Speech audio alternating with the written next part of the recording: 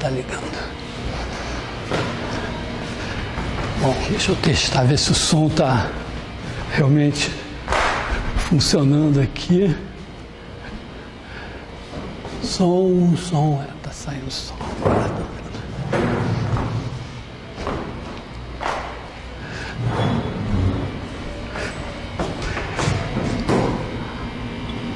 Eu vou fazer primeiro um rápido comentário do problema de interseção de duas cônicas, né? Questão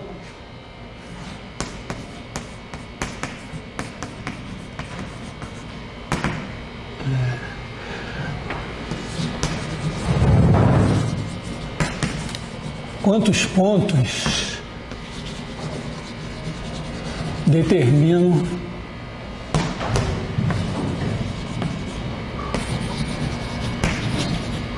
uma cônica.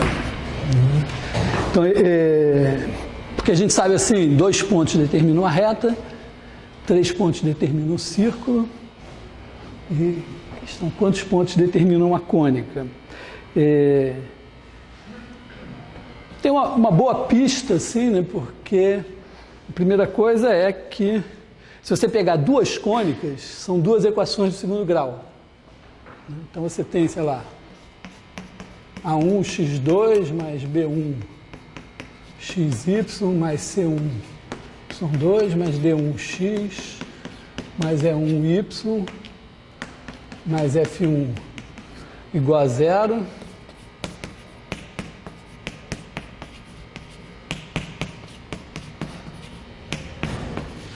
Mais D2x mais E2y mais F2 igual a 0. Então você pode dizer, bom, isso é um sistema de 2 equações de segundo grau. Bom chute, sei lá, 4 soluções. Na verdade, você tem um teorema mais geral, chama teorema de Bézout,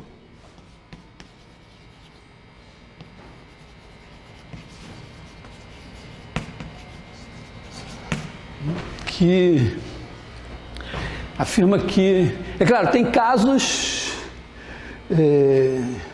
em que o número de pontos de interseção pode ser maior. Quer dizer, você tem um sistema de 2 equações, uma de grau M e outra de grau N. O que você espera é que tenha, no máximo, M vezes N soluções.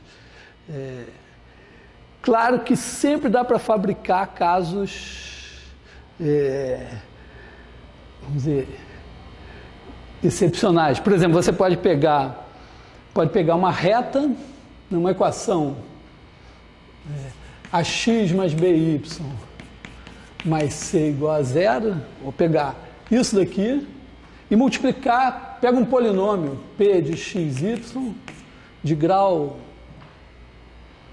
sei lá quanto, multiplica essa equação por isso daqui, você vai ter uma equação de grau, se aqui for de grau n, isso aqui o produto será de grau n mais 1. E aí você pode pegar essa equação e a outra é o produto das duas. Então, claro, essa daqui, se você fizer p de xy vezes ax mais by mais c igual a 0, se esse se anular, isso se anula, se esse se anular, isso se anula.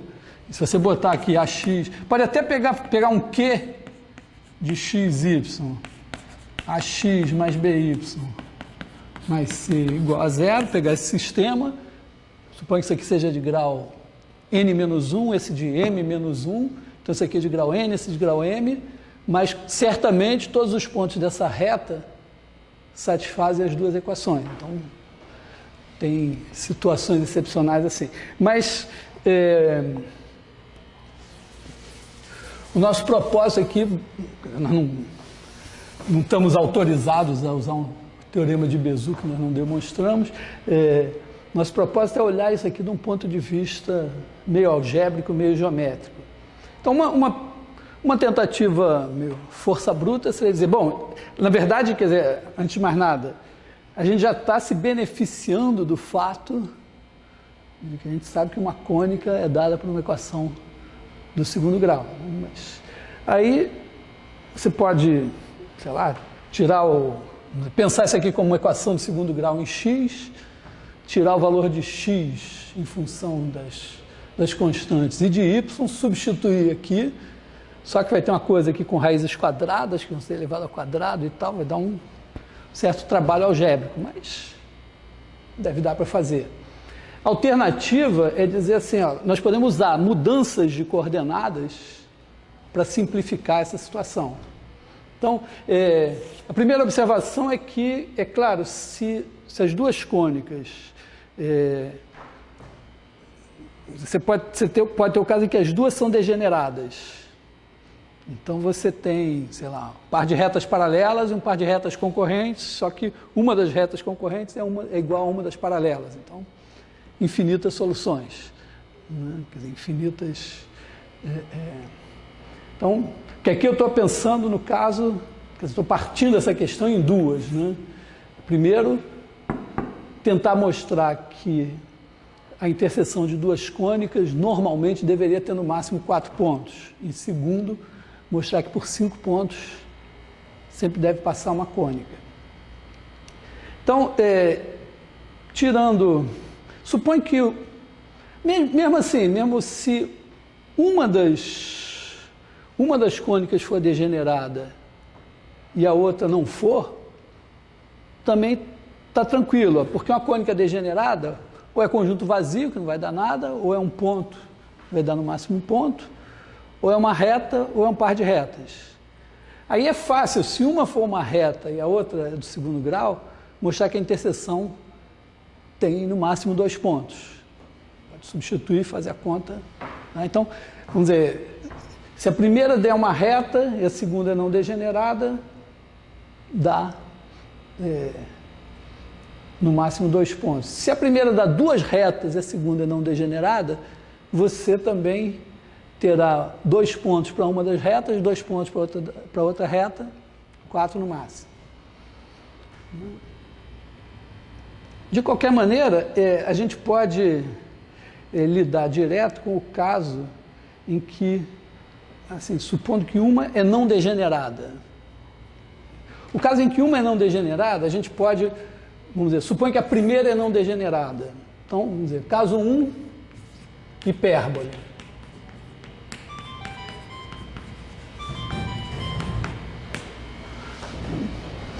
Então, caso 1, hipérbole, você pode fazer uma mudança de coordenadas aqui, que isso daqui vai virar uma hipérbole do tipo, quer dizer, você pode pensar que isso aqui é do tipo x2 sobre A2 menos y2 sobre B2 igual a 1. Isso daqui é a mesma coisa que x sobre A mais y sobre B, y sobre A menos y sobre B, x sobre A menos y sobre B igual a 1. Então, isso aqui, se isso daqui fosse U, isso daqui V, é uma mudança linear, então o V é igual a 1. Então, na verdade, a gente podia supor que uma delas seria xy igual a 1, ou seja, y igual a 1 sobre x. Se você substituir, isso aqui já está dizendo, bom, então se uma das equações é essa, você já sabe que para cada x que você achar tem um y obtido aqui. Substitui isso aqui, aí você tem 1 sobre x aqui, que não tem problema, 1 sobre x2 aqui, tem 1 sobre x aqui, você multiplica tudo por x2, fica com uma equação do 4º grau em x. Então tem no máximo 4x que satisfazem a isso. Só que para cada um deles você vai ter um único y, então 4 soluções. O segundo caso, parábola. Quer dizer, se uma for uma parábola, você faz y igual a x2, mudando as coordenadas, você pode garantir que a primeira é y igual a x2, e aí você substitui y igual a x2 na segunda, que não será mais essa, mas será uma equação do segundo grau assim, e vai dar uma equação do 4º grau em x. Aí você acha no máximo 4 valores de x, cada um deles vai dar um y, 4 pontos. O caso mais interessante um pouco é o caso elipse.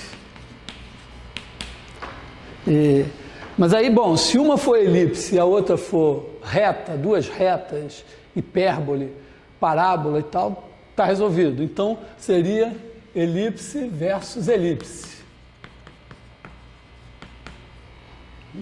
Então, dá para a gente olhar geometricamente e realmente ter alguma ideia. Tem uma elipse assim e a outra assim. Então, primeira coisa, nós podemos colocar a origem aqui, fazer um achatamento, uma coisa assim, fazer um achatamento tal que essa daqui vire um círculo. Então, você vai estar numa situação em que uma é um círculo unitário e a outra, sei lá, eventualmente está aqui assim de alguma maneira. Agora você ainda pode dar uma rodada para que essa daqui não tenha eixos tortos. Então você fica com uma situação que é alguma coisa assim. Isso significará que uma das elipses vai ter a equação x2 mais y2 igual a 1, e a outra tem uma equação, a gente sabe que nessa situação o termo b é zero. Então aqui você vai ter uma equação do tipo ax2 mais cy2 mais dx mais ey mais f igual a zero. Então, se essas duas equações são satisfeitas, então, claro, eu posso fazer y2 igual a 1 menos x2, substituir só esse y2 aqui por 1 menos x2. Então, você fica com a menos c x2 mais dx mais c mais f mais ey igual a zero. Se eu não errei aqui, ó, ax2 menos cx2 aqui, depois tem o dx, tem o ey, tem o c vezes esse 1 está aqui, mais esse f. Então isso aqui, ó, diz o seguinte: y é uma função do segundo grau de x. Então, se essas duas são satisfeitas, essa e essa são satisfeitas. Aí você substitui esse y aqui.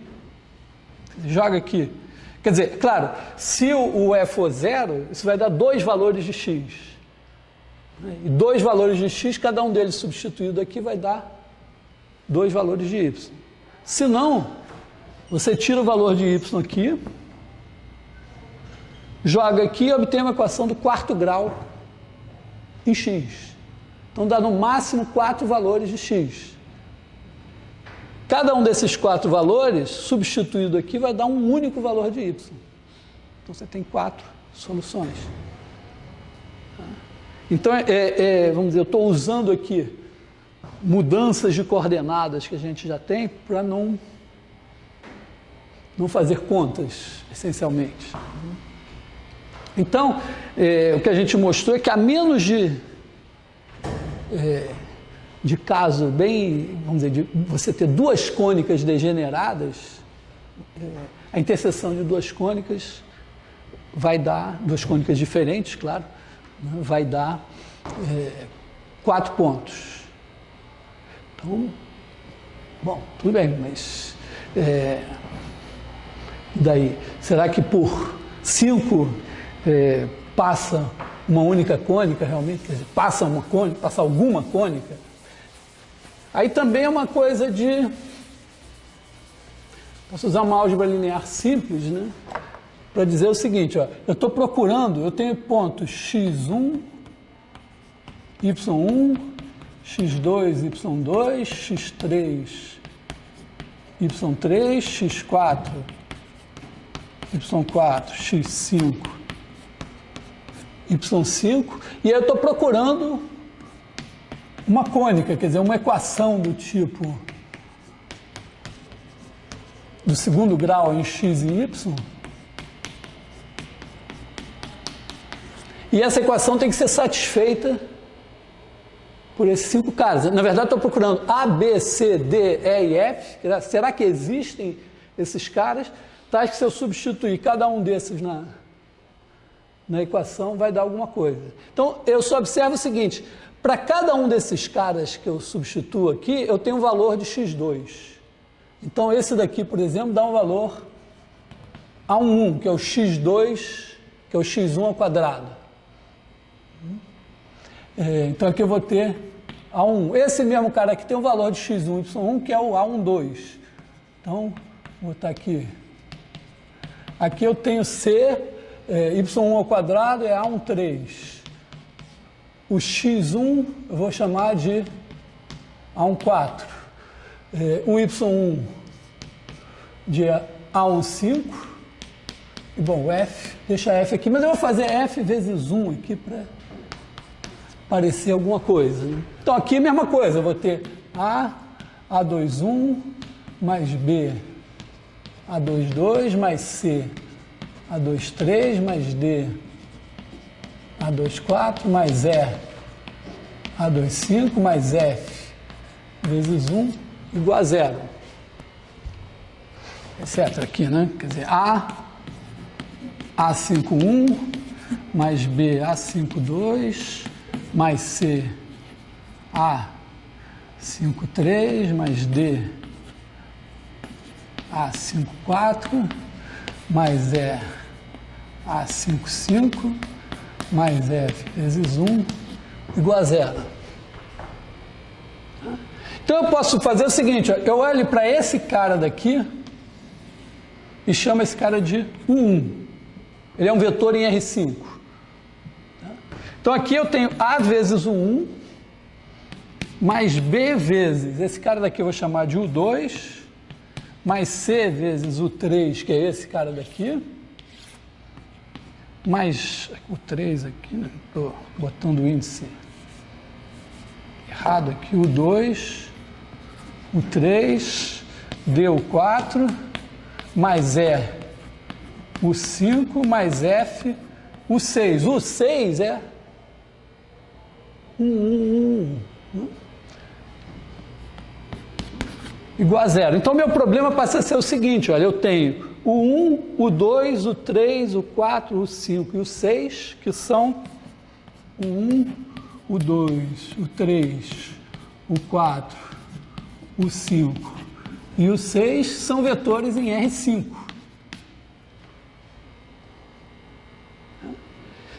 E a pergunta é, será que eu posso fazer uma combinação linear deles que dê 0, sem que todos os coeficientes da combinação linear, porque a equação aqui não pode ser tudo 0, né? 0 igual a 0 não vale.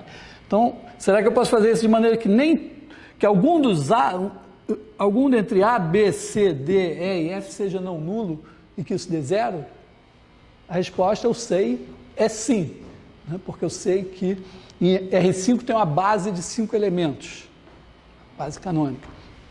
Então, se eu pegar 6 elementos em R5, eles certamente são linearmente dependentes. Eu posso escrever um como combinação linear dos outros, portanto, eu posso fazer isso. Então, a gente conclui que por 5 pontos sempre passa uma cônica. O que pode acontecer, né? Quer dizer, em que circunstâncias essa cônica pode não ser única? A gente pode, na verdade, dizer assim, por 5 pontos,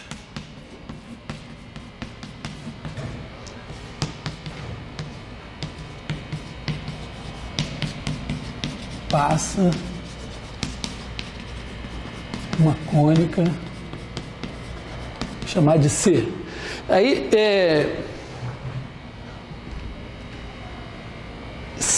se não tiver 3 pontos colineares, observe, imagina que não tenha, desses 5 não tenha 3 colineares, quer dizer, você tem, aí, sei lá, uma coisa assim. Então, não pode ter reta contida nessa cônica. Não é porque se tiver uma reta, ela vai passar por 2 pontos. Agora, já que tem uma reta, ou vai ser uma reta, ou vai ser um par de retas paralelas, ou um par de retas concorrentes. mas, vamos dizer, quaisquer desses 3 pontos aqui só tem uma reta que contém os 2. Então você já esgotou, já tem 2 retas e sobrou um ponto. Não pode. Então, se não houver 3 pontos colineares, com certeza essa cônica não é degenerada. Então, vamos dizer assim, se não há 3 colineares, C é não degenerada. Bom, tudo bem. Supõe que tenha 3 colineares, mas que não tenha 4 colineares. Então, os outros 2 não estão nessa reta. Bom, mas se eles não estão nessa reta, significa que essa reta não é a cônica. Como a cônica já tem uma reta, ela vai ter que ser um par de retas.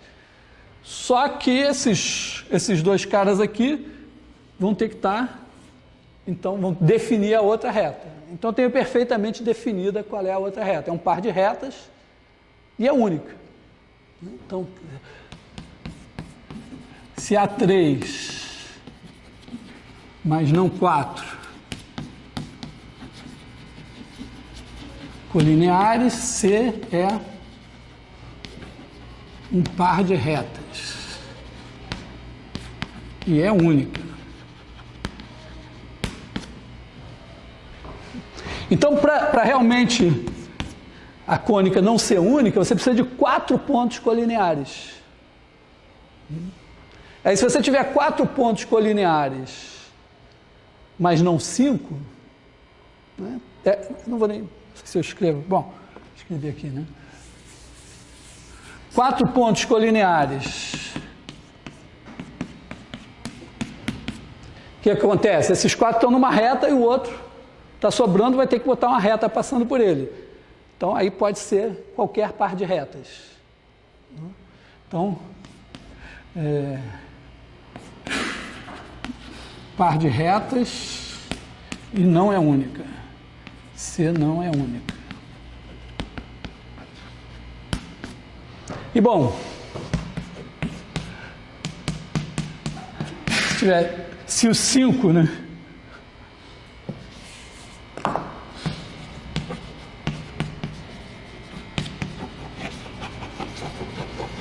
Se os 5 são colineares, então eles estão numa reta, e agora eu tenho a liberdade de dizer que a minha cônica é essa reta, ou essa reta e mais qualquer outra reta. Então, também, mesma coisa, né? Par de retas. Quer dizer, aqui seria reta, ser mais, é um pouco diferente aqui, né? Aqui é reta ou par de retas, e C não é única. Então aqui a gente tem um... Eu fico confuso porque tudo bem que a RKS está lidando com cônica degenerada, mas se eu usando 2 cônicas, você poderia estar em 4 pontos. Não, eu comecei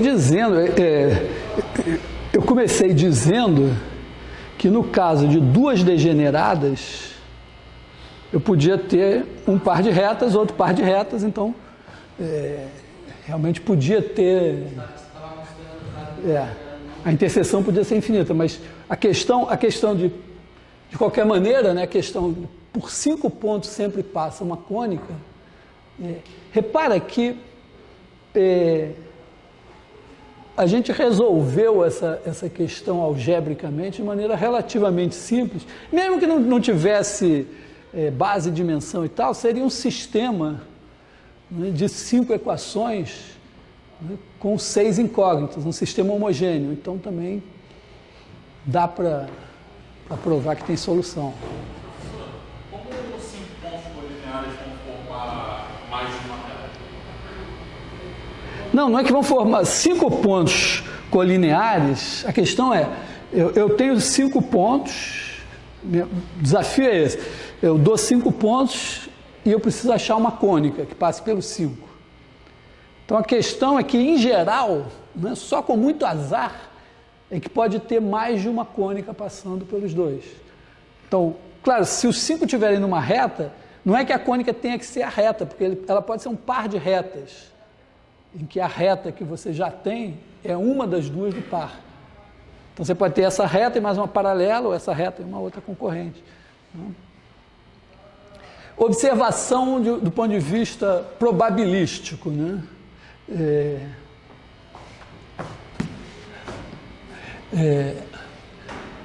A chance de você chutar 5 pontos no plano e ter 3 colineares já é, probabilidade é 0.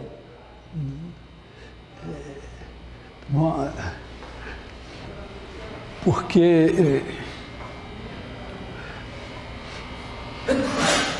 quer dizer, você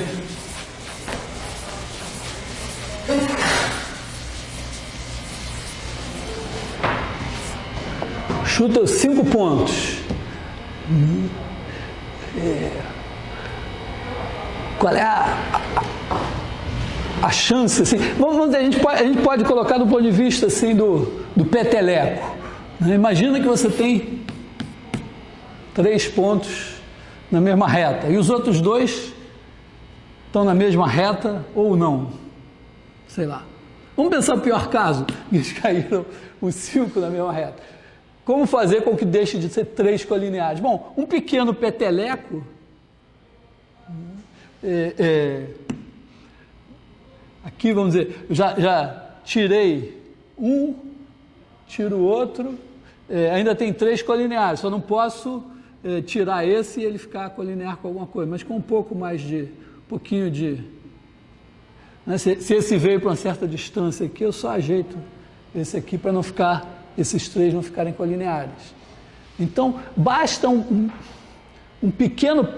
A gente diz assim, não só a probabilidade é 0, como também, de certo ponto de vista, isso é muito instável. Qualquer errinho faria com que esses 5 pontos deixassem de ser colineares. Aliás, é uma boa coisa para fazer no computador, fazer o experimento, que é o seguinte, quando você tiver o programa das cônicas, podia também fazer o programa, um outro programa, né? Na mesma linha, a parte gráfica, já aproveita. Você, justamente, fazer o programa que entra com os 5 pontos e cria a cônica. Claro que o caso degenerado vai ser um problema, mas pode ser interessante você pegar um caso degenerado e dar um pequeno peteleco. Imagina o caso degenerado, mas determinado, né? Você tem aqui um par de retas, então você tem 3 pontos nessa e 2 nessa. Então, bom, se você mexer um pouquinho num desses pontos aqui, só a reta se mexe. Mas se você mexer num desses pontos daqui, quer dizer, se esse daqui andar um pouquinho e vier para cá, essa reta deixou de existir, não criou outra reta, então essa cônica deixou de ser um par de retas e vai virar uma cônica não degenerada. Então, vê como isso acontece, né? Que tipo de cônica vai sair daqui?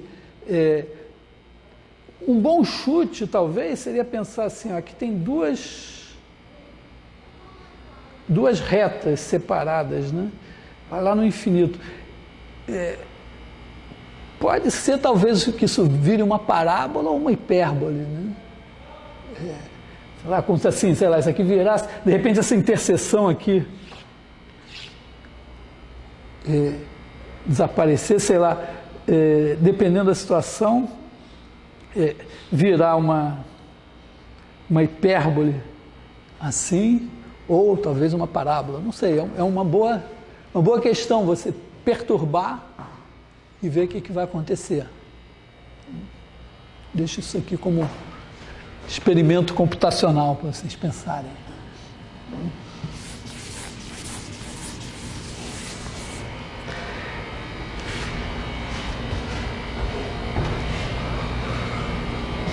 Bom, agora eu queria retomar a discussão das cônicas do começo. Retomar assim, você tem lá a equação AX2 mais BXY mais CY2 mais DX mais EY mais F igual a zero no sistema de coordenadas canônico. E, bom, a gente já sabe, vamos manter que a gente sabe a equação da elipse, a equação da parábola, a equação da hipérbole nos casos canônicos. E agora eu volto para isso daqui e penso, bom, eu queria tentar ver ou tentar mostrar, se eu acredito já, que isso daqui sempre vai ser uma cônica. Eu vou fazer uma mudança de perspectiva, que é a seguinte, olha, eu vou reescrever isso aqui. Vou reescrever isso aqui assim, ó. Primeiro, esse negócio daqui, ó, eu vou escrever como produto escalar de DE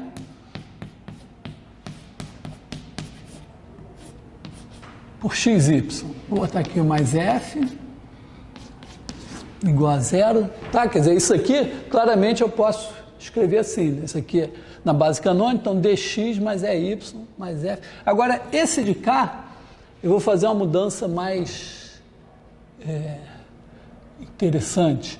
Eu vou escrever assim, ó, A, B sobre 2, B sobre 2, C. Aí eu faço isso daqui multiplicado por XY, produto escalar por XY.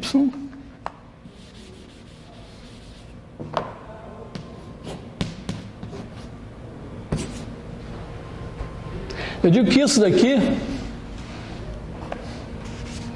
dá esse pedaço daqui. É assim. Tá?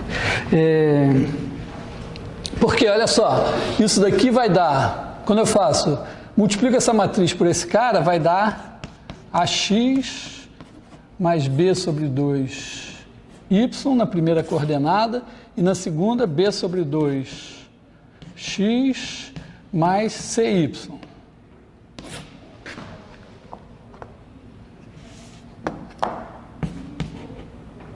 C é grande. Tá, então, essa matriz vezes dá esse vetor. E aqui fica o XY. Quando eu faço o produto escalar, isso daqui vai dar AX2 mais B sobre 2YX mais B sobre 2X Y mais C Y2, quer dizer, agora, isso aqui não é produto de matriz, não é mais matriz, isso aqui é um vetor na vertical, esse é outro vetor, então, esse número vezes esse, dá isso aqui, esse número vezes esse, dá isso aqui, que é exatamente, né, AX2 mais BXY mais CY2. Então, apago isso e escrevo assim. Bom, para que serve isso? Observa o seguinte, eu sei que isso daqui, multiplicação por uma matriz, define uma transformação linear. Então eu vou chamar o XY, vou chamar esse cara aqui de vetor W. Isso define. Então eu vou pensar da seguinte maneira: está aqui o sistema de. Está aqui o plano, está aqui a origem, tem o vetor W,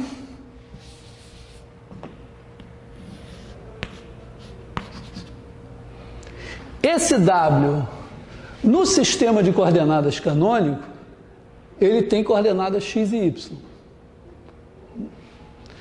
Agora, isso daqui, essa matriz, ela define uma transformação linear. Quer dizer, tem uma transformação que eu vou chamar de T,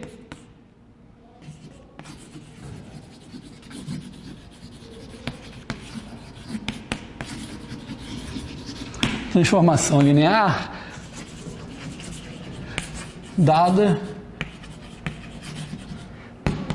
pela matriz A, B sobre 2, B sobre 2, C. Quer dizer, na verdade, ela é dada na base canônica por essa matriz. Né? Quer dizer, eu tenho T de x, y igual a B sobre 2, B sobre 2, C, xy, se xy está na base canônica.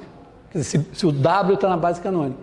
Mas eu posso pensar o seguinte, então, que essa transformação ela está dada por essa matriz porque eu estou usando a base canônica.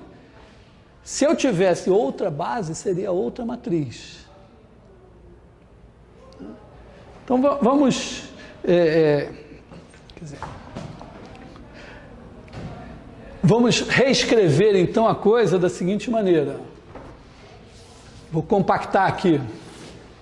Isso aqui é o produto escalar de T de W por W, mais esse cara daqui, ó, DE, vamos botar aqui assim,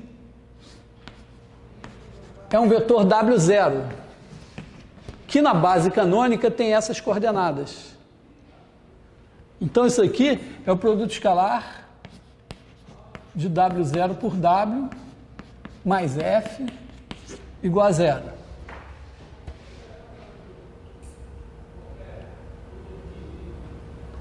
Ou seja, eu reescrevi isso daqui assim, mas agora eu posso olhar para cá e dizer o seguinte, na realidade, o que eu tenho são duas coisas. Eu tenho uma transformação linear T, que eu posso pensar ela independente de coordenadas, tá? Quer dizer, aqui eu tenho T, né? Está aqui o vetor W, e está aqui é o plano, aqui é o plano, e aqui está o T de W. É uma transformação linear, ela não depende de coordenadas. Eu posso pensar assim, eu tenho uma transformação linear que, eventualmente, na base canônica, é dada por essa matriz. E eu tenho um vetor W0 que, eventualmente, na base canônica, é dado por essas coordenadas. Mas a minha equação não depende de coordenadas mais. Ela está dizendo que eu estou querendo saber quem são os pontos do plano, já que eu tenho uma origem, eu tenho uma identificação entre vetores e pontos do plano, quem são os pontos do plano cujos vetores posição satisfazem a essa equação aqui. E agora eu posso pensar assim, eu esqueci, não tenho mais sistema de coordenadas, eu posso pensar, eu gostaria de escolher o meu sistema de coordenadas, de maneira que a minha equação ficasse mais simples. Bom, o mais simples é não ter o B. Quer dizer, eu poderia pensar assim, eu apago isso aqui. Como eu retornei para o começo dos tempos, eu sei... o que eu sei? Eu sei a equação de elipse numa base ortonormal, sei a equação de hipérbole numa base ortonormal, sei a equação da parábola numa base ortonormal. Então, meu problema é encontrar uma outra base ortonormal, quer dizer, encontrar uma base ortonormal tal que isto daqui se traduza de outra maneira. Quer dizer, então, eu quero uma base ortonormal ε1, ε2. Quer dizer, ortonormal significa que produto escalar, quer dizer, o tamanho do ε, norma de ε1 é 1, norma de ε2 é 1, e o produto escalar, os dois são perpendiculares, o produto escalar é 0. Bom, nessa base ortonormal, quero também, o que eu quero também? Não, aqui eu nem quero, né? O W0 vai ter, vamos pensar assim, o W vai ser igual a U ε1 mais V ε2, o vetor genérico vai ser assim, o W0, bom, o W0 eu posso dizer, bom, nessa base ele vai ter algum algumas coordenadas, posso chamar de um zero, né? O zero é y1 mais v0 y2, serão as coordenadas do W nessa base. E agora, a principal coisa, eu quero que T tenha uma matriz boa. Quer dizer, a matriz de T.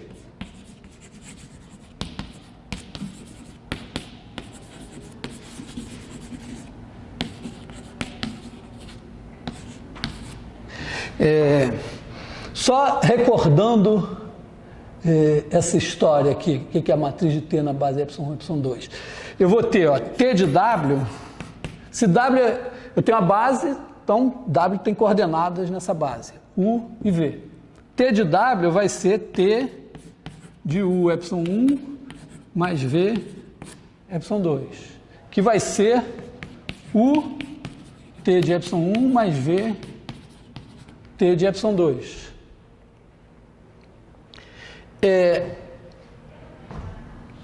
Eu vou escrever, em vez de escrever W assim, eu vou escrever como um vetor UV. Eu vou chamar essa base aqui de beta.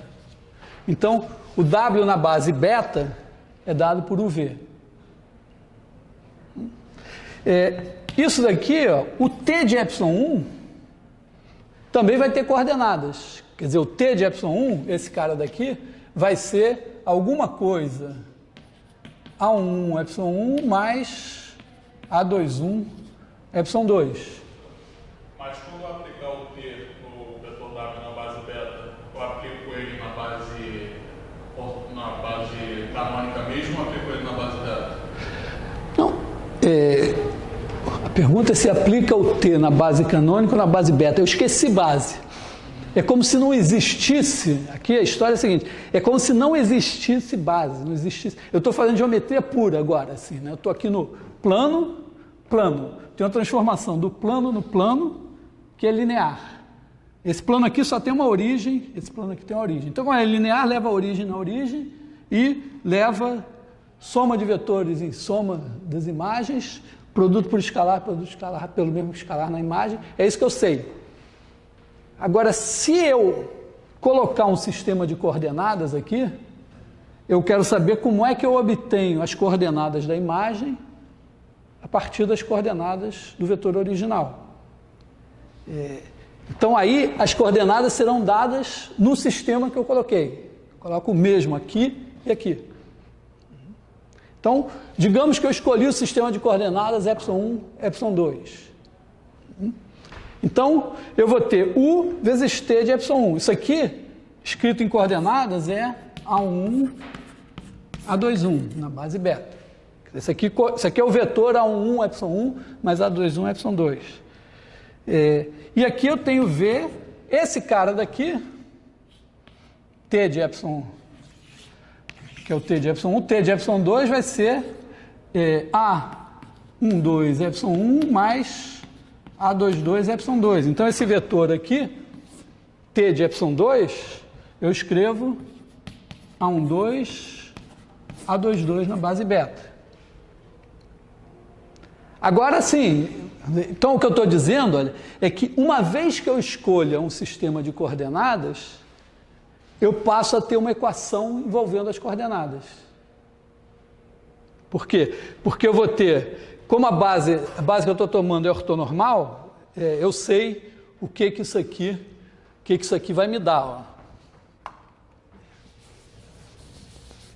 Olha só, em coordenadas, T de W é U vezes esse daqui, mais V vezes esse daqui.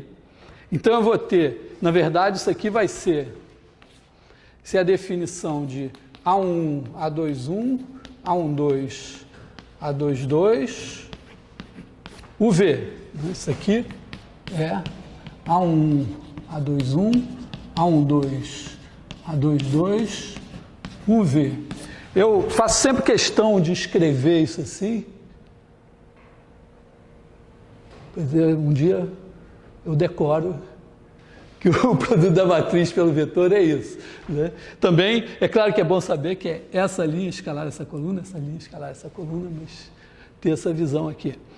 Então, T de UV é isso. T de W é isso em coordenadas. Agora, escalar W, o W é UV.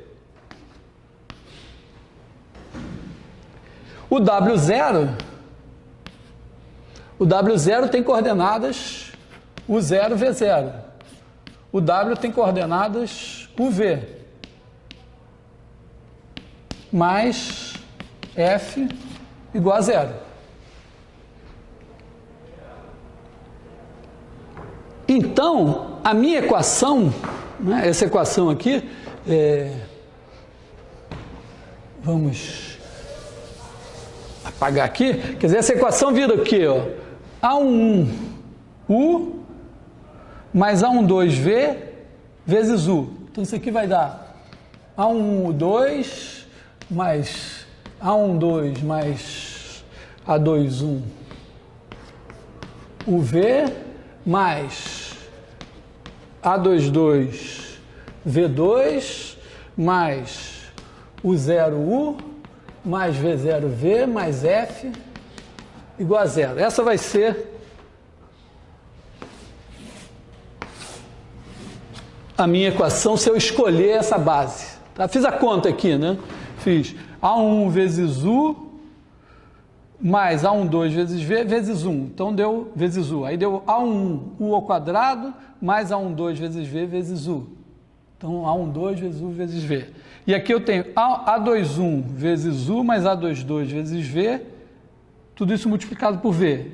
Então eu tenho A21U vezes V, dá isso aqui, e A22V vezes V dá isso aqui. E desse produto escalar sai só U0U mais V0V e tem o F.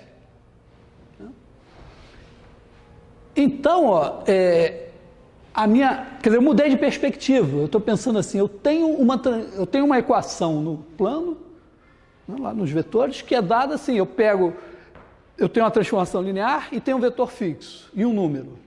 A transformação T, o vetor W0 e o número F. Aí eu pego o vetor W, aplico T em W, multiplico o resultado por W escalarmente, somo com W0 escalar W, somo com F, e isso tem que dar 0. Não fiz isso, claro, isso quer dizer, não serve para nada, mas isso serve para eu entender bem que isso que eu ganhei aqui, eu posso olhar como sendo simplesmente, né, a expressão disto daqui no sistema de coordenadas de base canônica. Se eu mudar a base, terei outra equação. E eu já sei, né, que se essa equação tiver isso aqui igual a 0, está resolvido o meu problema. Porque aí, se isso daqui for 0, eu sei transformar isso numa equação de cônica que eu reconheça. Então, o meu problema agora vai ser escolher, encontrar uma base. Repara que a gente já resolveu esse problema, porque quando a gente rodou o sistema de coordenadas, rodou os eixos, a gente escolheu uma nova base ortonormal. E essa nova base ortonormal fez com que isso aqui fosse 0. Eu simplesmente estou retomando o problema sob uma outra perspectiva. Um dos motivos para isso seria dizer, bom, porque eu rodei e tal no plano, eu consegui, mas sei lá, se isso for em R3, em R4, em R5, em Rn, quer dizer, se eu tiver uma equação geral do segundo grau em 15 variáveis, talvez seja legal, vamos dizer, eliminar os termos x1, x2, x1, x3, x4, x5 e tal, ficar só com os termos em x1 ao quadrado, x2 ao quadrado, para fazer uma simplificação. Mas talvez não seja tão simples pensar em termos de rotação. Mas esse arranjo funcionaria também. Mas vamos voltar aqui, repensando do 0. Então, o meu problema passa a ser o seguinte, olha. Eu não vou esquecer essa equação, porque foi ela que eu ganhei. Então, eu vou dizer, né,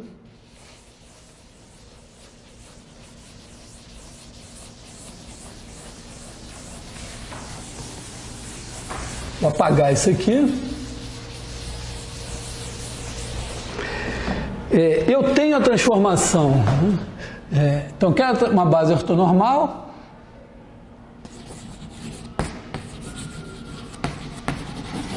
tal que a matriz de T na base beta, eu vou ser ambicioso, ó, porque a matriz vai ser assim, né? A11, A21, A12, A22. Pelo que eu estou vendo, eu preciso que a soma desses dois seja zero. Por motivos, vamos dizer, não vou ser totalmente honesto aqui, mas por que não ser ambicioso? Dizer, eu pego aqui, eu quero um lambda 1, um lambda 2 e 0, 0. Em vez de supor que a soma vai ser zero, já quero logo que os dois sejam zero. Se não der, eu volto para cá. Na verdade, vai dar por uma razão. Porque quando a matriz de T, o que eu sei? Sei que a matriz de T na base canônica é A, B sobre 2, B sobre 2, C. Aqui eu já roubei. E é porque eu roubei aqui que eu posso ser tão ambicioso aqui. Por que eu roubei? Porque se eu tivesse posto aqui, por exemplo, B sobre 4 e 3B sobre 4, dava. Porque na hora que você faz a conta, quer dizer, multiplica essa matriz pelo vetor xy e depois faz escalarmente por xy, se a soma desses dois for B, quer dizer, se esse for A, esse for C e a soma desses dois for B, vai dar certo. Na verdade, tem uma infinidade de transformações lineares que eu posso escolher aqui. É claro que você pode dizer, bom, sei lá, um argumento... Hoje nós só temos uma menina em sala, mas eu acho que ela concordaria com o meu argumento, que também eu gostaria de... É claro que fazer B sobre 2 e B sobre 2 é muito mais bonitinho do que fazer B sobre 4 e 3B sobre 4. Certo? É um argumento que eu faria por questões estéticas, mas, vamos dizer, eu diria assim, seria uma maneira natural de escolher. Se eu tivesse que chutar, eu escolheria esse. Mas tem uma infinidade de escolhas. Essa escolha vai ter uma consequência que é tornar possível essa ambição aqui, de em vez de simplesmente querer que a soma desses dois seja zero, querer que esse seja zero e esse seja zero. Então eu vou limpar agora o quadro, vou esquecer a cônica e vou dizer o seguinte, meu problema é, eu tenho uma transformação linear cuja matriz na base canônica tem essa cara. Eu poderia dizer, essa cara só está dizendo isso. A única coisa que está dito aqui é que esse cara é igual a esse. Que o A e C podem ser quaisquer. Então, é uma matriz simétrica. Se eu fizer assim, dá no mesmo. Então, eu tenho uma transformação linear cuja matriz na base canônica é simétrica. E eu quero saber se eu encontro uma base ortonormal tal que a matriz dela vai ser isso aqui. Observa que isso daqui significa dizer o seguinte, ó, o epsilon 1, lambda 1, 0, 0, lambda 2, isso aqui multiplicado por epsilon 1, o epsilon 1 é o 1, 0. Isso aqui é T, isso aqui é o epsilon 1. T de epsilon 1 vai dar lambda 1, 0. Então, isso aqui vai ser lambda 1 vezes 1, 0. E o T do epsilon 2 vai ser lambda 1, 0, 0, lambda 2 vezes 0, 1, vai ser igual a lambda 2 vezes 0, 1. Esse aqui é o T escrito na base beta, né? Mas se escrito na base beta o t de epsilon 1 é lambda 1 epsilon 1, é porque o t de epsilon 1 é lambda 1 epsilon 1. Legal? Quer dizer, eu fiz a conta na base beta, concluí que se eu aplicar a transformação t no vetor epsilon 1, vai dar lambda 1 vezes o vetor epsilon 1, então, porque t de epsilon 1 é lambda 1 epsilon 1. Tá? Quer dizer, vamos dizer, se você, sei lá, se o meu salário é metade do seu em reais, se nós convertermos para rublos, o meu salário vai ser a metade do seu. Quer dizer, claro, o cara pode cobrar a mesma comissão na conversão, mas só convertendo diretamente vai ser a mesma coisa. Então aqui, tá, as coisas que eu obtive, tem coisas que eu vou obter aqui que não dependem das coordenadas. Então eu posso o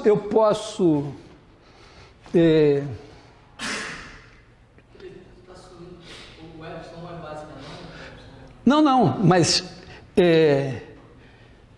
epsilon 1, epsilon 2 é uma base. Ocasionalmente eu vou querer que ela seja ortonormal. Aqui isso não é relevante. O que é relevante aqui é o seguinte: se eu estou dizendo que a matriz de T nessa base beta tem essa cara, bom, para que serve a matriz de T na base beta? Para obter as coordenadas da imagem, né? Vou apagar um pouco aqui para... Já não preciso mais disso tudo.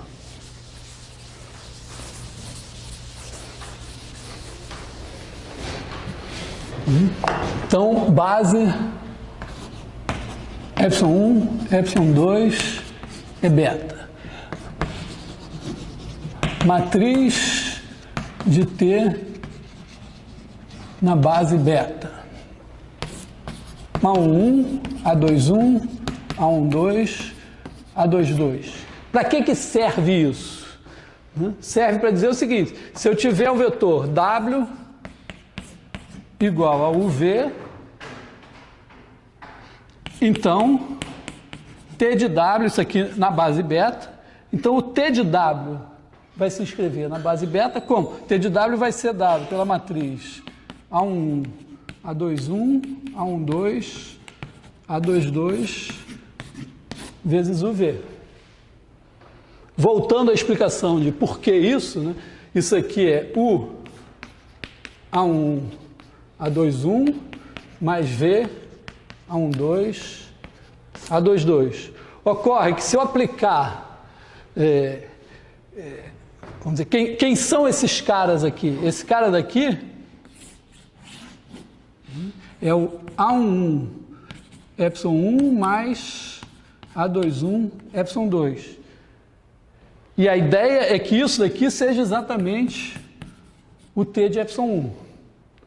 Então, se esse cara é o T de epsilon 1, isso daqui é o T de epsilon 1. Mesma coisa, esse aqui é o T de epsilon 2.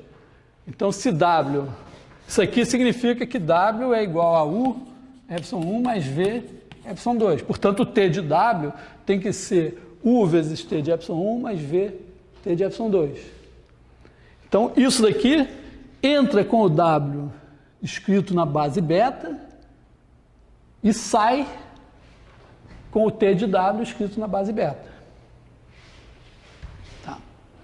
Então, necessariamente, se eu colocar aqui, se eu quiser A1, A21, A12, A22, ó, funciona. Se eu pegar o epsilon 1, isso aqui é um zero. O epsilon 1 é um zero nessa base. Se eu multiplicar isso aqui, vai me dar A11, A21. A1 vezes esse, mas A12 vezes esse dá esse. Esse aqui. Hã? Ué, o epsilon 1 é igual a 1 epsilon 1 mais 0 epsilon 2. Os telespectadores estão adorando essas perguntas, porque eles não teriam essa oportunidade. Então, Então, se é 1 vezes esse mais 0 vezes esse, é que o ε1 nesse sistema de coordenadas é 1, 0. Toda vez que você tem uma base, né, ε1, ε2, ε3, εn em Rn, o seu espaço vetorial, nessa base o ε1 é 1, 0, 0, 0, 0. O ε2 é 0, 1, 0, 0, 0, 0. Assim, tá? Passa a ser. Bom, então, suponhamos agora que a nossa base, a nossa matriz, em vez de ser essa matriz qualquer, ela seja λ1, 0, 0, λ2. Então, aqui nós teremos λ1, 0, 0, λ2, né? Isso aqui vai ser λ1, 0, 0, λ2, vai ficar simples, né? Vai ficar λ1U, λ2V, mas se você aplicar no vetor ε1, vai dar λ1, 0, 0, λ2 vezes 1, 0, isso daqui vai dar λ1, 0, que é λ1 vezes 1, 0. Então, eu estou dizendo aqui T de ε1 é igual a λ1 ε1. Se eu aplicar λ1, 0, 0, λ2, isso aqui T, no ε2, que é 0, 1, isso aqui vai dar 0, λ2, que é igual a λ2 vezes 0, 1. Então, T de ε2 é igual a λ2 ε2. Tá? Isso, vamos dizer, isso é verdade, não é porque eu calculei nesse sistema de coordenadas que em outro vai deixar de ser verdade, porque isso aqui é uma verdade que não se refere às coordenadas. Moral da história, eu estou procurando uma base ortonormal beta, tal que ε1, ε2, tal que T de ε1 seja λ1, ε2 e T de ε2 seja λ2, ε2.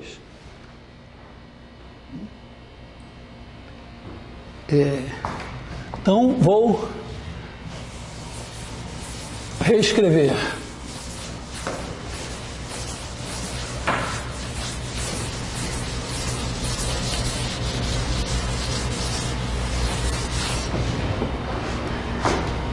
Então, a minha questão é a seguinte, ó.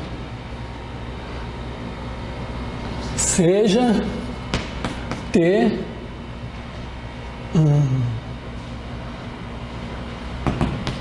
de R2 em R2 dada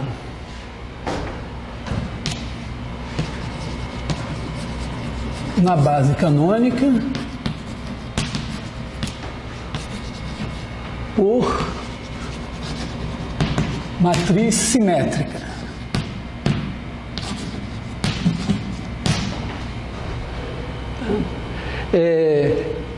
Eu não quero ficar carregando aquele B sobre 2. Até por isso, em um ou outro livro, vocês provavelmente encontrarão a equação de cônica, em vez de ter o BXY, vai ser 2BXY. Porque o cara está botando 2BXY, porque ele sabe que depois ele vai precisar do B sobre 2, então ele já fica... Né? Então, eu vou botar a matriz simétrica assim, A, B, BC.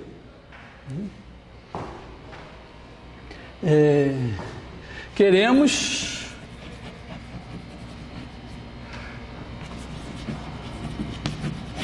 base ortonormal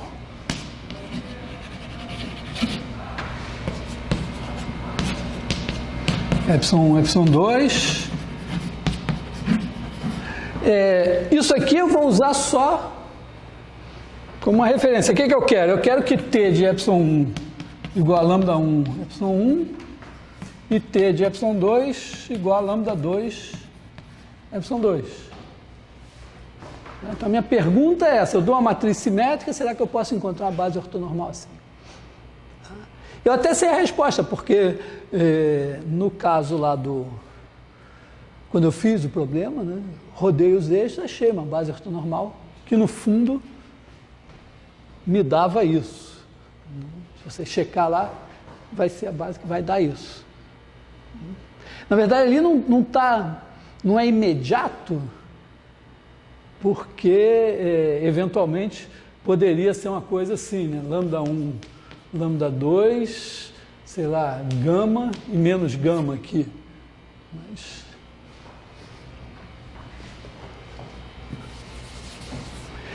Bom, e eu quero lidar com isso de maneira totalmente abstrata. Vou fazer uma pausa, só uma pequena preleção. Por que eu estou fazendo essa porcaria para resolver de novo um problema que eu já sei resolver? Porque por trás, o que a nova maneira como eu vou resolver isso envolve um teorema que não se restringe à dimensão 2, que é o teorema espectral, que a gente vai usar para a dimensão 2, para a dimensão 3, 4, 5, 10, n, e que ainda por cima se generaliza para a dimensão infinita. É um teorema bastante importante em matemática. Ele está lá bem metido em áreas tão diversas como propagação de calor, que eu acho que é onde ele surgiu, que já num contexto de dimensão infinita. Nas séries de Fourier, surge, vamos dizer, talvez pela primeira vez, esse teorema de maneira clara. Clara não, ainda vão 100 anos para clarear um pouco. Ele também está aqui nas cônicas, ou nas quádricas, em R3 e tal. E depois, na propagação de calor, ele aparece em 1820, uma coisa assim. E 100 anos depois, explode a mecânica quântica, e quem está lá? Teorema espectral. O teorema espectral parece... Tinha uma cantora que já morreu há um tempo, chamada Nara Leão. A Nara Leão estava em todas. Surgiu a Bossa Nova, ela estava lá. Surgiu o Tropicalismo, ela estava lá. Surgiu o Chico Buarque, ela estava lá. Então, o teorema espectral é uma coisa meio assim. E, vamos dizer, quando você faz processamento de sinais, que tem a ver com, vamos dizer, classicamente tem a ver com a equação da onda, que também foi estudada no século XIX em outro contexto, mas depois ela aparece com as equações de Maxwell, coisas de sinais, processamento de sinais, tanto em dimensão infinita como em dimensão finita, está lá o teorema espectral também. Então, é um teorema bastante importante. Então, eu vou retomar a coisa das cônicas como, vamos dizer, ponto de partida para a gente estudar o teorema espectral. Por que a matriz de T na base beta, ou pilhar 1, 2, 1, por que ela é igual àquela outra matriz lambda 1, lambda 2? Não, porque olha só, por que eu quero isso, né? Eu quero isso por quê? Porque quando eu faço T de WW mais W0W mais F igual a 0, quando eu escrevo nessa base beta, eu vou pensar assim, né? W vai ser igual a UV. Então eu vou querer uma equação em U e V. Então, quando eu fixo a base beta, o W0, esse cara daqui, é o 0V0. Esses dois são conhecidos. E T de W vai ser dado por uma matriz. A1, A21, A12, A22. Vezes UV. Então, isso daqui, essa equação aqui, quando eu digo, não, a minha base agora é beta e as minhas coordenadas não são mais x e y, são u e v. Então, escrevendo nessa base, eu vou ter aqui, ó, T de W, A1U mais A12V, A21U mais A22V, escalar W, que é UV, mais W0 escalar W vai ser U0 V0 escalar UV mais F igual a zero. Eu simplesmente disse, ó, minhas coordenadas não são mais x, y, são as coordenadas UV nessa base. Aí eu escrevo nessas coordenadas, me dá isso. Agora é importante, nunca é demais salientar, para que eu possa escrever de maneira simples esses produtos escalares, é crucial que a minha base seja ortonormal. Então, sendo a base ortonormal, eu posso pegar isso aqui e dizer, bom, isso vira A1 U ao quadrado, que vem esse vezes esse, mais, aí eu tenho A12 vezes UV, mas eu tenho mais A21 U vezes V, então tenho A12 mais A21 UV, tenho mais A22 V ao quadrado, mais aqui eu vou ter U0U, mais V0V, mais F igual a zero. E eu sei, por translações, transformar essa equação numa coisa simples, desde que este camarada aqui seja zero. Então, o negócio de escolher uma base beta tal que A12 mais A2 não seja igual a zero. Exatamente. Eu não sei se a pessoa que vai estar vendo esse vídeo estava dormindo que nem você, mas foi o que eu já falei anteriormente. Mas eu estou dizendo que eu vou ser mais ambicioso ainda. Em vez de simplesmente querer que essa soma seja zero, eu vou querer que os dois sejam zero. Quer dizer, querer que os dois sejam zero é querer isso aqui. Eu posso ter certeza que essa base existe? Não, isso eu vou demonstrar. Isso é o teorema espectral. O teorema espectral é exatamente isso. E ele vale em Rn. Supõe que você dá uma matriz simétrica. Quer dizer, uma matriz N por N.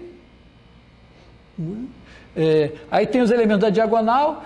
E todo mundo que não tiver na diagonal, o de cá é igual ao espelhado para cá. Então ela é simétrica.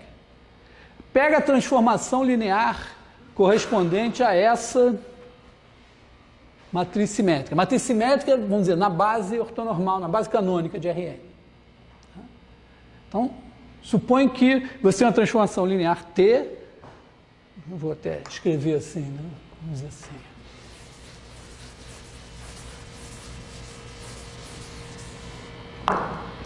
Vou enunciar o teorema.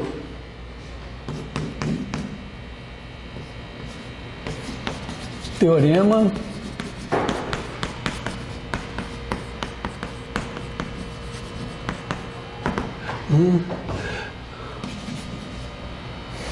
Vou botar um C então. Se T de Rn em Rn linear é dada na base canônica por matriz simétrica, então existe base ortonormal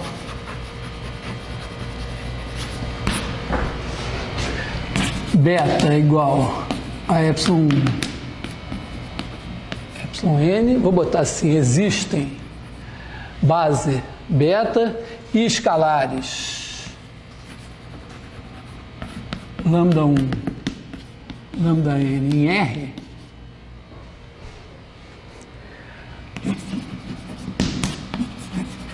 tais que T de epsilon I igual a lambda I epsilon I junto a N. Tá? Ou seja, existe uma base ortonormal, dito de outra maneira, né, em vez de escrever assim, existe base ortonormal e escalares assim, eu vou dizer o seguinte, ó, o fato de existir esses escalares vai significar que a base vai ser, que a matriz vai ser assim.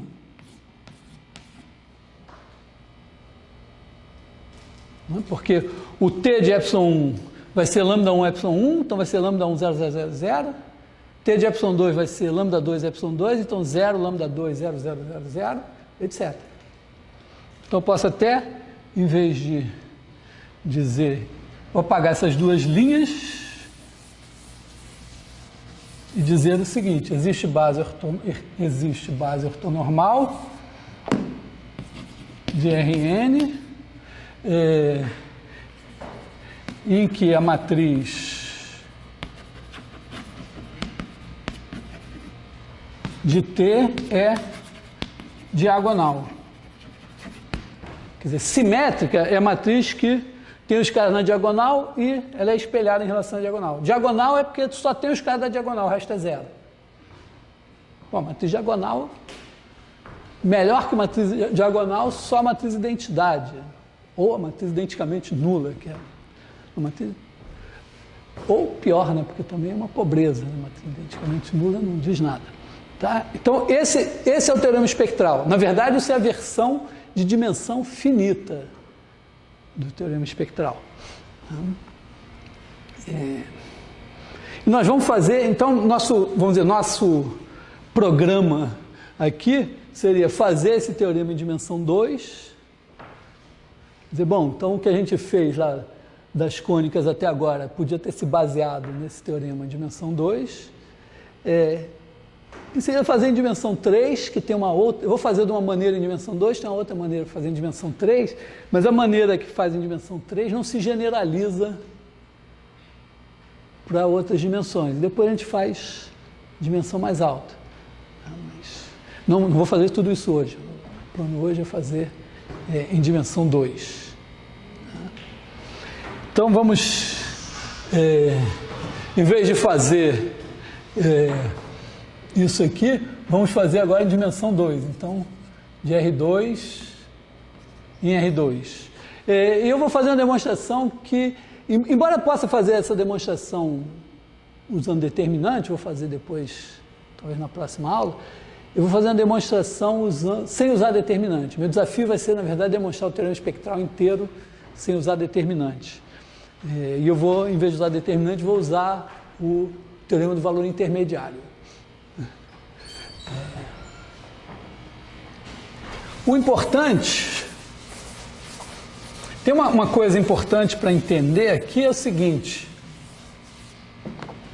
é que quando você tem uma matriz assim, A11, A21, A12, A22, se você fizer isso aqui, multiplicar por xy, fizer o produto escalar por, aliás, vou botar aqui x1, y1 e x2, y2, isso daqui, ó, a gente pode fazer essa conta mais ou menos fácil, né? Vai dar A11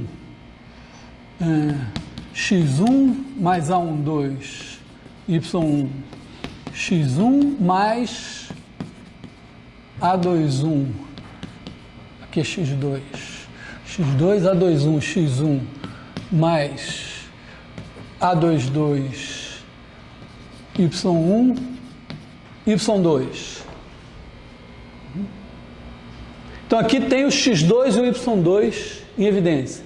Eu vou trocar e vou colocar o x1 e o y1 em evidência. Então eu vou botar assim, ó, x1, aí aqui eu tenho A11 x2 mais x1 aqui, A21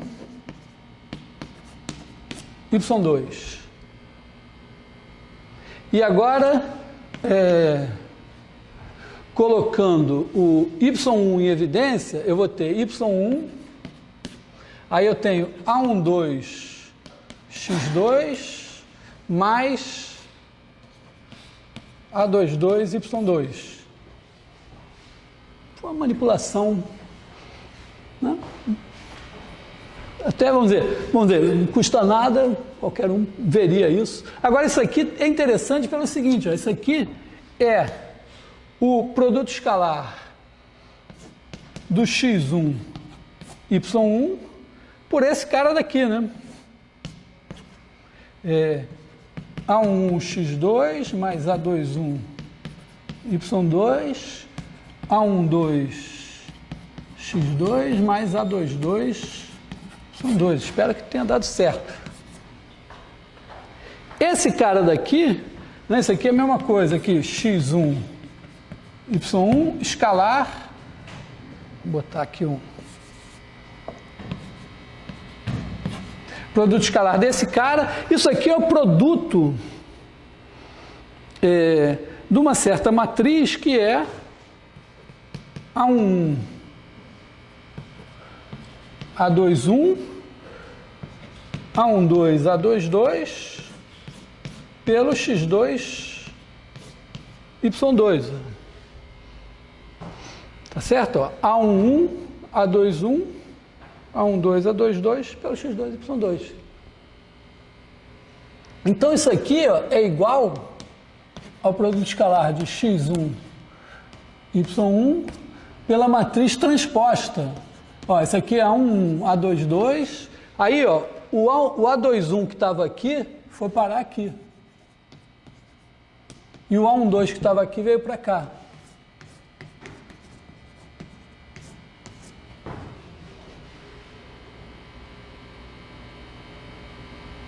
Tá?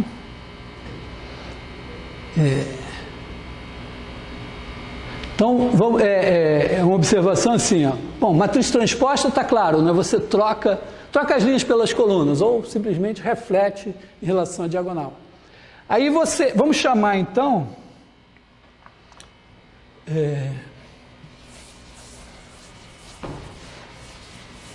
apagar tudo aqui. Não vou apagar ainda não.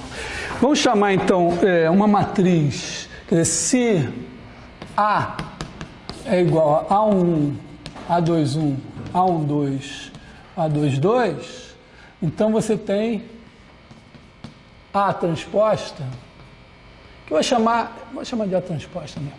Isso aqui vai ser A11, A22, A21, A12. E o que a gente acabou de mostrar é o seguinte, que se você fizer A, pensando A como uma transformação linear, associada a essa daqui, A de U escalar V, isso é igual a U escalar A transposta de V. Tá? Agora, repara, quando a matriz é simétrica, ela é igual à sua transposta. Então, você pode dizer A é simétrica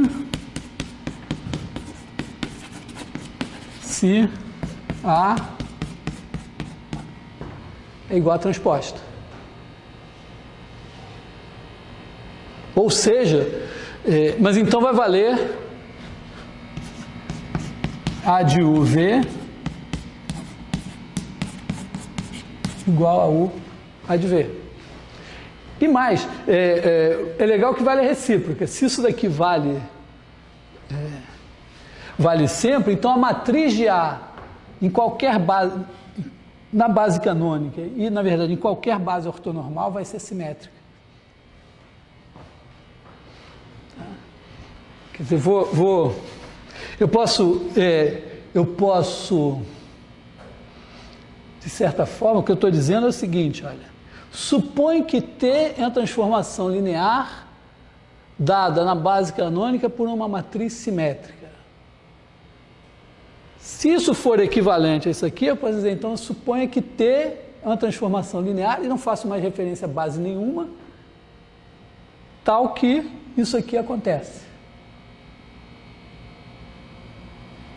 E aí, eu vou mostrar, eu meio que retorno à situação inicial. Eu tenho a transformação linear, Eu não tenho base nenhuma, mas eu sei que ela tem essa propriedade. Essa propriedade é equivalente a ela ser dada na base canônica por uma matriz simétrica. Tá? Porque se ela tem essa propriedade, ó, vamos só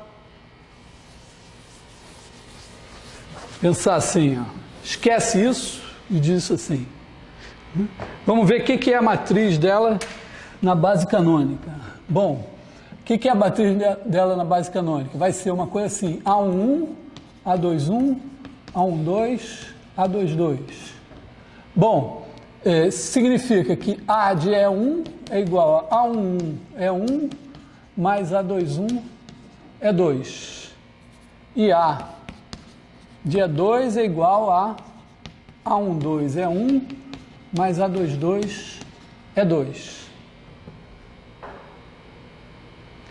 Quem é A21? É A de E1 é 2.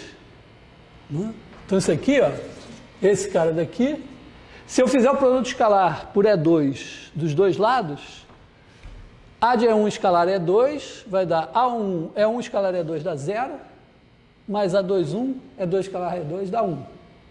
Então esse cara daqui, A21 é igual a A de E1 escalar E2. E quem é A12? A12 eu obtenho como? Eu multiplico escalarmente por E1 dos dois lados. Porque aí dá A12 aqui, aqui dá 0. Então isso aqui é A de E2 escalar E1, que também é conhecido como E1 escalar A de E2, já que o produto escalar é comutativo. Então, ó, este cara ser igual a esse, se deduz do fato de que isso é igual a isso, que é a minha hipótese. Então, se a minha transformação linear tiver essa propriedade, então a matriz dela na base canônica é simétrica. Na verdade, a matriz dela em qualquer base ortonormal será simétrica. Bom, moral da história, eu vou mudar de novo o enunciado. Se T linear é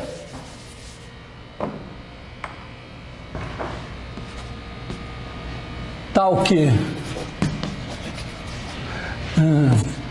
T de UV igual a U T de V para todos U e V pertencentes a R2, então, esqueci aqui 2, né?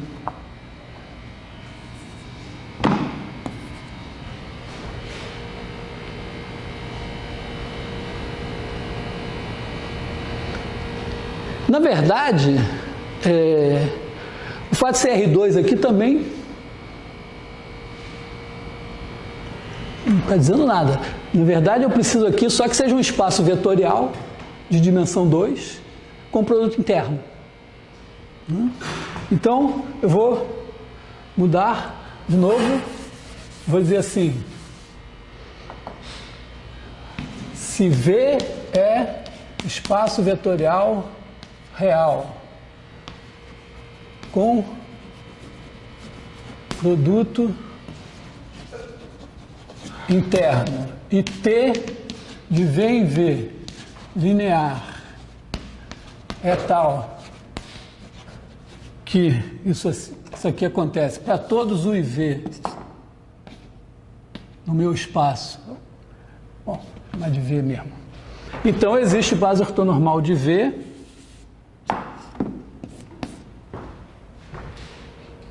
tá? Eu estou botando o enunciado cada vez mais sequinho, cada vez mais abstrato.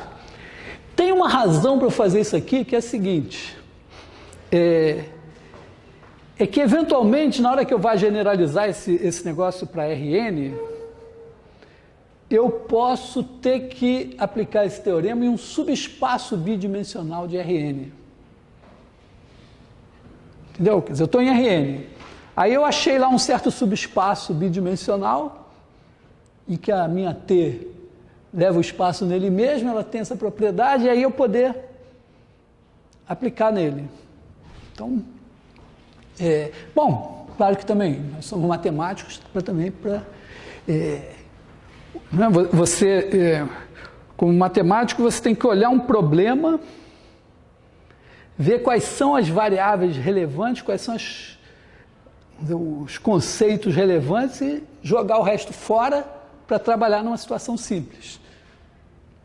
Isso faz parte, a primeira coisa, né, que um matemático faz é ver o que é relevante e o que não é. Então, também aqui vamos dizer quais são as hipóteses que realmente contam. Não que, quer dizer, eventualmente você pode dizer, bom, eu estou com uma situação assim, mas eu posso supor que meu espaço é R2 e fica mais simples. Tem outra demonstração, outra maneira de lidar. Mas vamos pensar assim. Bom,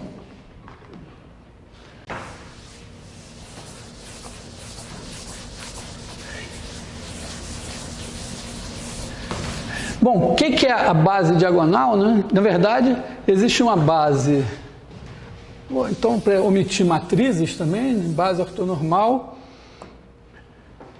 eu vou chamar assim de autovetores de T. O que é um autovetor? Vamos ver, V é autovetor de T se existe lambda tal que T de V igual a lambda V.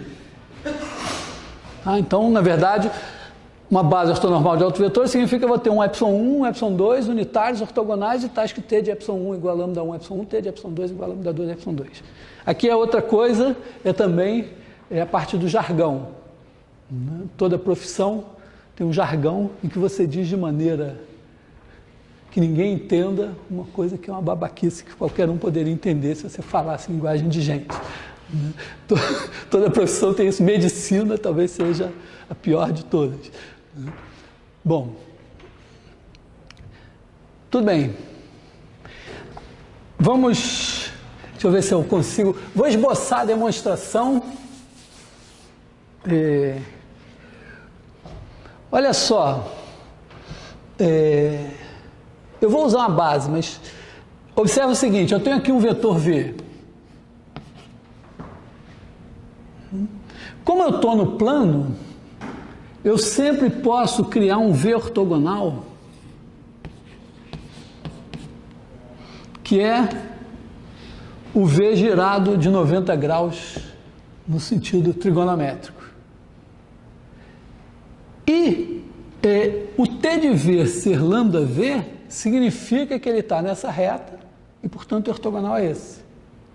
Então, eu dizer T de V igual a lambda V, isso equivale a dizer que T de V escalar V ortogonal é igual a zero.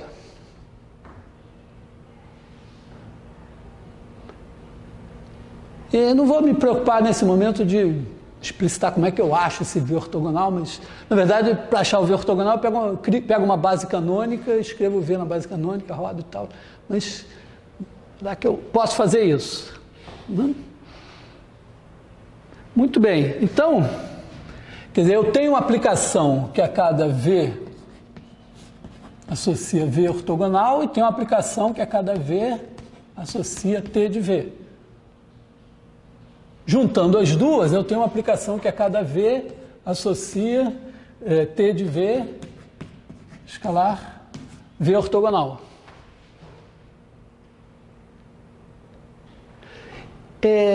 Essa aplicação, vamos dizer assim, é contínua. Quer dizer, se eu colocar em coordenadas, ela é contínua.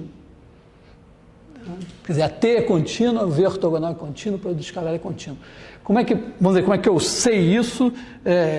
Escreve em coordenadas, mas eu vou deixar esse detalhe para depois.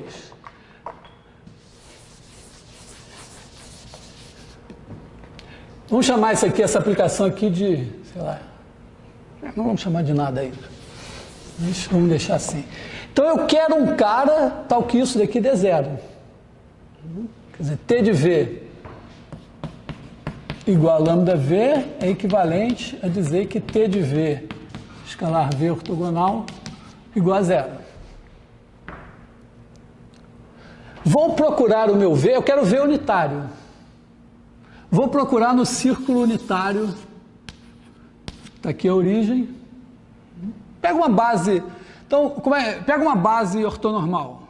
Né? Pega uma base aqui.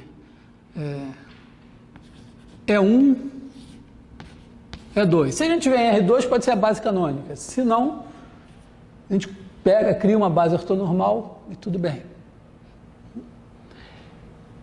Vamos pegar esse arco aqui, ó.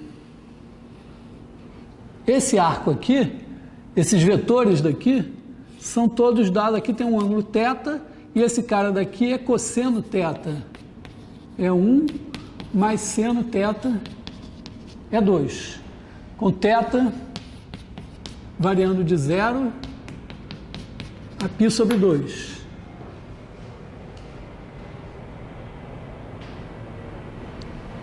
Tudo bem, vamos chamar esse cara, vamos chamar esse cara daqui de V de θ. E vamos definir a seguinte função, G de 0 π sobre 2 em R, agora estamos no cálculo 1, que a cada θ vai me associar a G de θ. O G de θ é exatamente isso daqui, ó, é igual a T de V de θ escalar o ortogonal do V de θ. A minha ideia é que essa G aqui é contínua. Bom, quando o θ varia continuamente, as coordenadas do V de θ variam continuamente, e essa coisa aqui depende continuamente das coordenadas. Tá? Por quê? Vamos dizer, a minha T é dada por uma certa matriz A11, A21. Na verdade, ela é simétrica, né? Mas não importa. Bom, A1, A22, BB, ela é dada por uma matriz assim, parada, então vai dar números. E o V ortogonal, o V ortogonal vai ser, vamos dizer, o V de θ ortogonal. Simplesmente, ó, se esse cara é cosseno θ é 1, seno θ é 2, ele é menos seno θ é 1 mais cosseno θ é 2. Então, tudo varia continuamente com θ, porque você, na hora que você fizer essa conta aqui, é somas de produtos por escalar. Vamos dizer, é somas de, você constrói essa função G como somas, com somas e produtos de funções contínuas. As funções contínuas são cosseno e seno. Então, essa G vai ser uma função contínua. Muito bem.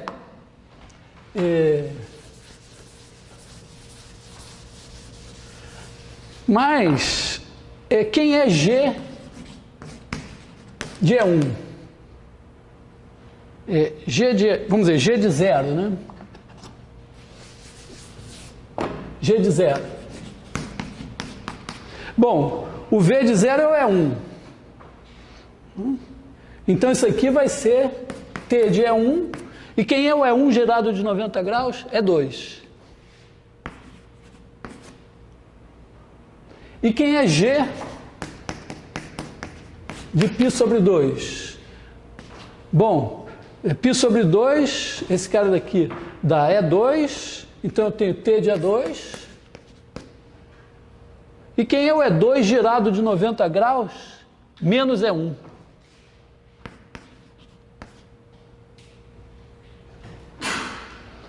Só que a minha T tem aquela propriedade, né? Isso aqui, bom, isso aqui é menos T de E2 é 1, e a minha T é uma transformação linear simétrica. Então, isso aqui é igual a menos E2 T de E1, ou, escrevendo de outra maneira, menos T de E1 é 2. Então, G de 0 é igual a menos G de π sobre 2. Teorema do valor intermediário, G se anula. Se G se anula, é porque tem um cara aqui, tal, que T dele, escalar, o ortogonal é zero, então ele é um autovetor. Então, moral da história, existe ε1 unitário, norma de ε1 igual a 1 e T de ε1 igual a lambda 1 ε1. Mas e aí? Só que aí, ó, imediatamente, ó, T de ε2 ε1 é igual a ε2 T de ε1. Quer dizer, vamos fazer ε2 assim. Desculpa. Vou apagar aqui, tá? Quer dizer, eu consegui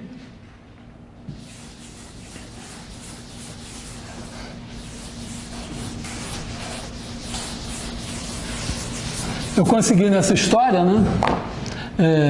ε1, norma de ε1 igual a 1 e T de ε1 igual a lambda 1 ε1. Aí pego o ε2 igual ao ε1 girado de 90 graus. Então o T de ε2 ε1. Bom, mas se o ε2 é o ε1 girado de 90 graus, o ε2 girado de 90 graus é menos o ε1. Né? Quer dizer, você tem aqui, ó, qualquer um, está aqui, ε1. Aí pega o ε2 igual a ε1 girado de 90 graus. Gira o ε2 de 90 graus, você vai cair aqui.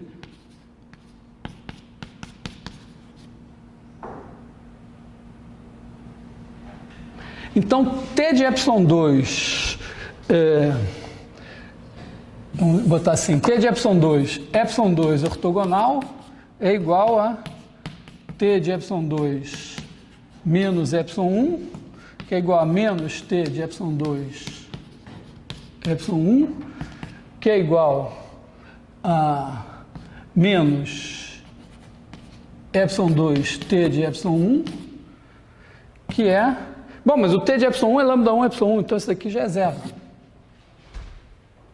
Então o T de ε2, escalar o ε2 girado, é zero. Quer dizer, o T desse cara escalar esse é zero. Então o T desse cara está aqui, é um múltiplo dele também. Então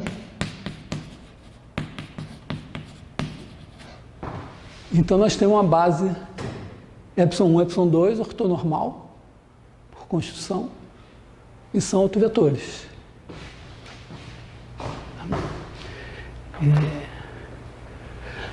Essa demonstração, única, vamos dizer, o interesse dela é que ela não usa determinante.